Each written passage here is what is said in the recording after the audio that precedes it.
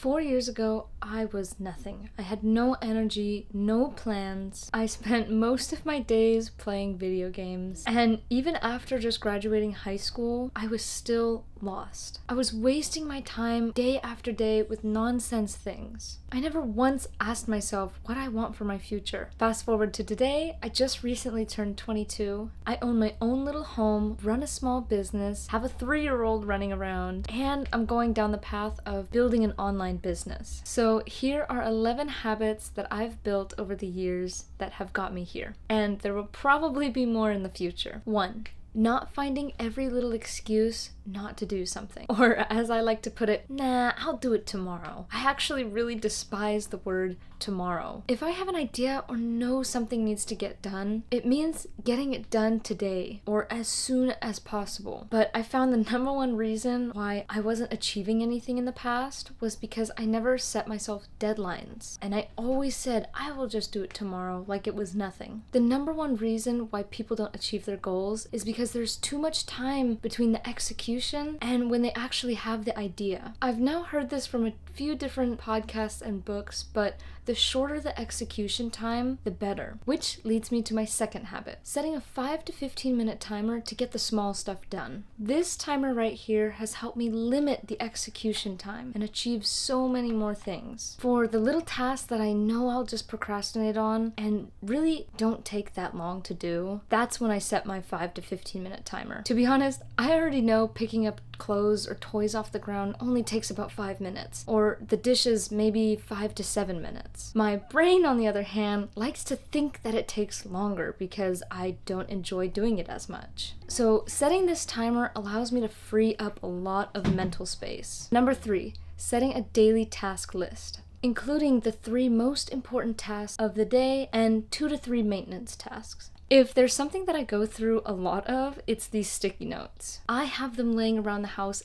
everywhere. Before I start my day, I basically write down my to-do list. When I don't plan out the main things that I'm gonna do for the day, I could be sitting there all morning just wondering, what can I do right now? Everything just falls apart and I don't really have a purpose of doing anything all day. Even adding the small maintenance tasks like picking up clothing or doing the dishes, or maybe just the 15-minute exercise routine. I also like to add roughly what and when I'm going to be making meals. It's not always detailed down to the point and the minute, but after doing them for a while, I roughly know how much time they take. I can block out 30 minutes for one thing and maybe 45 for another. As long as I can check them off early in the day, I can relax in the evening knowing that I've accomplished everything that is important to me.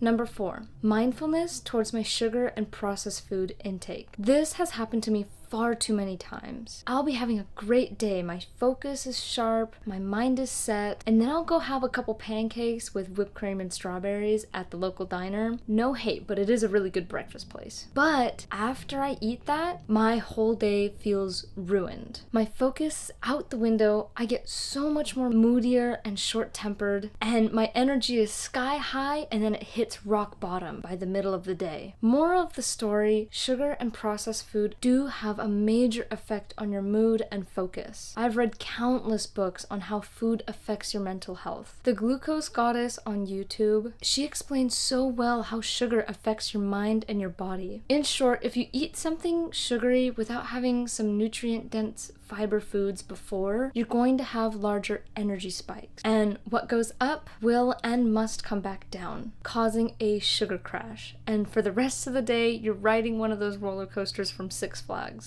Not so fun when you're actually trying to get stuff done. Trust me on this and just try to leave the dessert for the end of the day, and please have some good fiber first. 5. No phones or devices 1 hour after waking up and 1 hour before going to bed. Y'all have heard this before, but doom scrolling is a real thing. I don't necessarily say this for the blue light, but I know that when my mind goes through 100 different videos and memes, my brain cannot calm itself down. And even when I wake up, honestly, I couldn't care less about what's on the news or what new product I definitely don't need to buy comes out. The only reason that I'll go on my laptop is either if I'm writing or if I'm checking business emails. But only that. Plus, there's also been some research that shows mindlessly scrolling or just going on any device can increase your cortisol levels. And if having a 3-year-old doesn't stress me out enough, I definitely don't want to be adding to that fire. Going on my devices less also just helps me focus more and be less distracted. Devices are so commonly used as an escape for things even like your own boredom. But boredom is where discipline and better focus is built. If you want to live an unordinary life, you don't want to do what everybody else is doing, which is getting distracted by your phone for 5+ hours a day, or binge watching a full season on Netflix. 6. Daily sunlight and fresh air. Seriously, this is something we shouldn't have to be reminded of like it's a chore. Now, in Washington, we don't always have the sun, but at least opening a window or opening the blinds allows my brain to properly wake up in the morning and get ready for the day. It's just a feel-good habit that just makes me feel more fresh. 7. Tracking my spending and having a budget. When you get older and start to have more responsibilities, your money can leave you so fast if you don't watch it carefully. It's easy to be unaware when you're in your teens and still living with your mom, but by the time you move out, reality is gonna hit you really hard, and you got to stay organized. Know what comes in, know what goes out, and know what you can cut out. When I moved from a 2-bedroom condo into a 5th wheel, we had to downsize a lot. We mainly made the move because rent was the cost of a mortgage, and we also just had a baby. So our priorities kicked in. We got rid of 80% of our useless crap and decreased our spending habits a bunch, which was mainly spent on things like furniture just to fill the condo. We weren't that big of spenders to begin with, but instead of going on shopping sprees every week, which I don't think we actually ever did, we chose to invest the extra money elsewhere. I know you might see a bunch of these influencers in their early 20s working a minimum wage job just to go travel the world and then have to come back and have zero money left in their account. But at what cost? You can also be building yourself a financial foundation in your 20s so that in your 30s you can actually go on trips and enjoy them and come home and still have money and still have your job. I've seen plenty of videos online where people are trying to settle down in their 30s after they just spent the last 15 years going around partying and not really focusing on their foundation. You can still enjoy your money in your 30s and 40s and even 50s. And it's good to have some experience in your 20s. But at the bare minimum, track your income to spending ratio and build a savings account or learn how to invest your money so that you will be more successful in the long run and not have a late start in your 30s. Trust me, even after owning our little home, running a small business, and having a little kid, you can still go on great vacations. But priorities and responsibilities come first. Number 8. Daily exercise. You were gonna hear this at some point, but let me give you a little twist. What if you only committed to at least 30 minutes a day of your choice of exercise? Now, that's better than most people. And no, getting up to go to the bathroom doesn't count. Try creating a list of activities that you actually enjoy or that are flexible for different occasions. Any movement is so good for your body, and it will just increase your energy levels throughout the day. Seeing that a lot of people have at-home or office jobs, they do a lot of sitting. Or maybe if you were like me in your teens, you sat at home and play video games all day. Just move a little. It will make you feel so much better. Number 9.